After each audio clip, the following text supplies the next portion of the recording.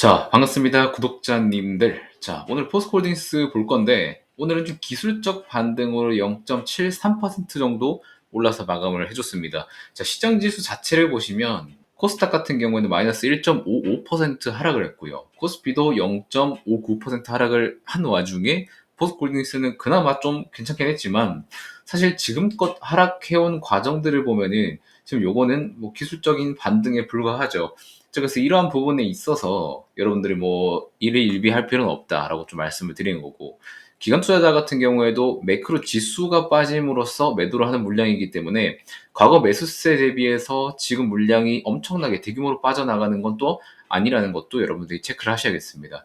자, 그러면 우리가 포스코 홀딩스를 투자함에 있어서 우리가 이제부터 준비해야 될 것들은 어떤 게 있냐? 제일 중요한 거는 여러분들이 3분기 실적이 어떻게 나올 건지 프리뷰를 하는 게 제일 중요하겠죠.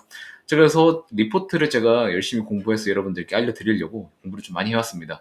자, 지금 노란색 같은 경우에는 우리가 좀 긍정적으로 볼 수 있는 부분, 그리고 빨간색 부분은 우리가 약간 좀 부정적으로 봐야 되는 그런 부분들입니다. 자, 하나씩 살펴볼게요. 3분기에는 철강 부분에서 판매 증가 때문에 실적이 좀 개선될 것으로 보이고 있고, 포스코홀딩스의 자회사들 있죠. 뭐 인터내셔널이라든지 아니면 뭐 퓨처엠이라든지 이런 자회사 실적들은 조금 악화될 전망이라고 보고 있습니다. 자, 이 철강 부분에서 개선이 왜 되냐면 2분기 때 이 고로 수리가 들어갔었던 게 끝났어요. 자, 그래서 이게 이제 실제로 가동이 되고 있고, 가동되는 것 때문에 매출 제품 판매량이 840만 톤까지 좀 증가할 것으로 보고 있습니다. 자, 이 정도면은 직전 연도 대비해서는 1.2% 정도 개선된 폭이고, 직전 분기 대비해서는 그래도 좀 많이 개선이 되죠. 7.8% 정도 개선이 될 것으로 보고 있습니다. 자, 그래도 우리가 제일 중요한 거는 이런 철강을 만들 때 필요한 제품의 원자재 가격이겠죠. 자, 그런데 우리가 이런 것들뿐만 아니라 제품을 판매하는 제품 판매 가격도 제일 중요합니다. 그래서 탄소광 같은 경우에는 ASP가 대략 톤당 3만 원 가까이 하락할 것으로 전망이 되는데, 여기서 나온 ASP는 평균 판매 단가를 얘기하는 거예요. 그러니까 제품 가격 하나 팔 때 가격이 평균 어느 정도 되느냐, 약간 그거를 말하는 거니까 그냥 편하게 제품 판매 가격 이렇게 좀 생각해 주시면 될 것 같아요. 근데 이거는 좀 하락을 한다고 해요. 근데 톤당 3만 원이면 예전에 대비해서 얼마나 하락한 거냐라고 좀 궁금할 수 있겠는데, 제가 이것도 체크를 좀 해왔습니다. 2017년 때 탄소광 ASP가 8만 원이었어요, 톤당. 근데 지금 톤당 3만 원이면 굉장히 좀 많이 하락한 감이 있죠. 이런 부분은 좀 안 좋은 거라고 좀 생각하실 수 있겠고, 그리고 뭐 제품 판매 가격은 좀 낮아졌지만 원재료 투입 단가도 비슷한 수준으로 좀 같이 하락을 해줬어요. 그러니까 탄소광을 만드는 데 들어가는 그 원자재 뭐 있어요? 철광석 있죠. 철광석. 철광석 가격도 같이 낮아지면서 전분기랑 좀 비슷한 수준의 스프레드가 예상이 된다라고 합니다. 자, 그리고 해외 철강 자회사들 같은 경우에도 수익성은 2분기 대비해서 소폭 좀 개선될 것이라고 보고 있어요. 철강 부분은 아주 좀 긍정적이다라고 하고 있는데, 국내 자회사들의 이익이 좀 다소 축소될 예정이긴 하나, 여기서도 제일 문제는 여러분들도 뭐 다 아시다시피 리튬이랑 이차전지 소재 관련들 기업이겠죠. 이런 부분들은 약간 좀 부정적인 이슈로 작용을 할 수 있을 것 같다. 자, 그래서 2차전지 쪽에서는 조금 부정이고 철강은 좀 긍정적이니까 약간 이 두 부분이 어느 정도 서로를 좀 상쇄하고 있다라고 보시면 될 것 같고, 3분기 실적 같은 경우에도 뭐 소폭 개선이 되긴 하겠지만 전분기 대비해서 막 드라마틱하게 실적을 기대할 만한 수준은 아직까지는 또 아니다라고 좀 보고 있습니다. 철강은 뭐 반등을 하고 있어도 2차전지 부분에서 반등이 해결되지 않으면 실적 개선에 있어서는 기대감이 살짝 줄어드는 포인트는 여러분들이 알고 가셔야 될 것 같습니다. 자, 4분기는 그럼 4분기 프리뷰도 좀 적어놓긴 했는데, 지금 3분기에 조업일수가 감소가 됐었죠. 조업일수라는 거는 이제 추석 그리고 공휴일 같은 게 3분기 때 직전 분기보다 조금 더 많았다 보니까 이러한 조업일수의 감소가 실적에 약간은 아쉬움을 불러일으키는 포인트도 된다라는 말씀을 드립니다. 자, 그리고 지금 9월에 중국에서 경기 부양책을 내놨었죠. 근데 이때 철광석 가격이 중국의 부동산이 살아난다라는 소식 때문에 중국 철광석 수출 가격이 높아졌어요. 원래 수출하던 거를 내수로 끌어당기다 보니까 바깥으로 나가는 철강 가격은 더 올려서 팔게 된 거죠. 자, 그런데 이 철강석 가격이 높아지는 거는 포스코한테는 악재죠. 어떻게 보면은. 왜냐면은 이제 철강을 만드는 데 필요한 게 철광석이니까. 근데 그것도 이제 중국에서 수입을 해서 재련을 하게 되는데 이게 올라가면은 당연히 악재죠. 근데 이거는 딱히 걱정을 안 하셔도 된다라고 생각하는 포인트가 뭐냐면, 사실 포스코 같은 대형 철강사들 같은 경우에는 이런 원자료를 수입할 때 시장가로 긁어 오는 게 아니라 보통 계약을 통해서 도입하게 됩니다. 이러한 물량이 많다 보니까 사실 일시적으로 철강석 가격이 올라가는 거는 포스코한테는 딱히 문제될 일은 아니다라고 좀 생각을 하시면 될 것 같아요. 자, 그래서 원재료 투입 단가 같은 경우에는 4분기에도 계속해서 하락할 것으로 전망이 되고 있고, 원재료 가격이 하락한다는 것은 기업의 마진이 올라갈 수 있는, 고정비가 줄어들기 때문에 마진이 올라갈 수 있는 포인트다라는 것도 제가 다 설명을 드렸죠.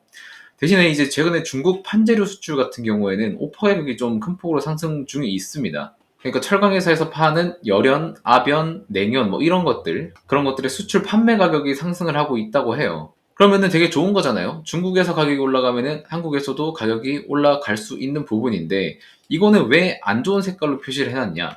지금 포스토 같은 경우에는 이 철강석 같은 경우에도 계약을 해서 들여오잖아요. 근데 포스코홀딩스에서 파는 철강도 외부 기업이랑 계약을 해서 판매가 되는 겁니다. 자, 그래서 조선 선사들이랑 후판 가격을 책정할 때도 계약을 통해서 납품을 하거든요. 그래서 실시간 가격 변동에 영향을 딱히 받지 않습니다. 계약 가격에만 영향을 받고, 이런 실시간 가격 변동은 그렇게 크게 영향을 안 받아서 이거는 약간 양날의 검이죠. 좋을 수도 있고 나쁠 수도 있는 약간 그런 부분이라서, 중국에서는 철강 제품 가격이 올라도 한국 포스코한테는 뭐 딱히 이건 영향도 안 가는 부분이다 라고 생각을 해주시면 될 것 같아요. 대신에 이러한 철강석 가격이 내려가잖아요. 내려가면은 뭐 포스코도 이제 중국 철강 기업이랑 철강 수입 가격을 낮게 책정해서 계약을 맺게 되는데, 원재료 가격이 내려가는 게 이 철강 가격 하락폭보다 더 크니까 오히려 마진 스프레드는 확대될 것으로 예상을 하게 되는 거죠. 그래서 이러한 부분들 때문에 포스코는 철강 부분에서 4분기까지 좀 개선할 수 있는 부분이 있다. 상승 여력이 남아있다라고 보시면 될 것 같아요. 그래서 밑에 보시면은 이제 최근 중국의 정기 부양책 때문에 철강석이랑 철강 가격이 단기간에 상승을 했는데, 사실 이러한 부분들은 포스코한테는 크게 영향을 안 받는 부분이라고 말씀을 드렸었고, 그리고 추가 부양책 발표 가능성도 높다는 점을 따지고 보면은 중국 철강 시장이 바닥을 확인하는 중이라고 판단이 되기는 합니다.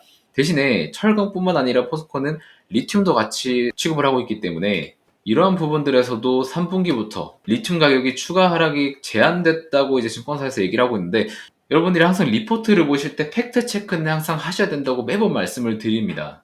자, 자세히 보시면은 이게 중국 탄산 리튬 선물 가격인데, 이 리포트가 이틀 전에 나왔어요. 이틀 전에 나올 때는 어느 정도 바닥을 다지는 모습을 보여줬지만, 어저께 저점을 뚫었습니다. 탄산 리튬 선물이. 뭐 전기차 수요가 뭐 개선된다 이렇게 이야기가 나오고 있지만, 우리가 생각하는 것보다 수요가 그렇게 빠르게 개선이 되지 않는 모양인 것 같아요. 계속해서 저점을 쓰는 거 보니까. 사실 이러한 구간에서도 저도 이제 중국의 CATL이라던가 앨범을 같은 경우에도 계속해서 리튬 공급망을 좀 제한하겠다 하면서 저점이 잡혀가나 싶었는데, 또 추가적인 하락이 나옴으로써 약간 이러한 기대감이 좀 시장에 반영이 잘 안 되고 있는 것 같다라는 생각을 좀 하고 있습니다.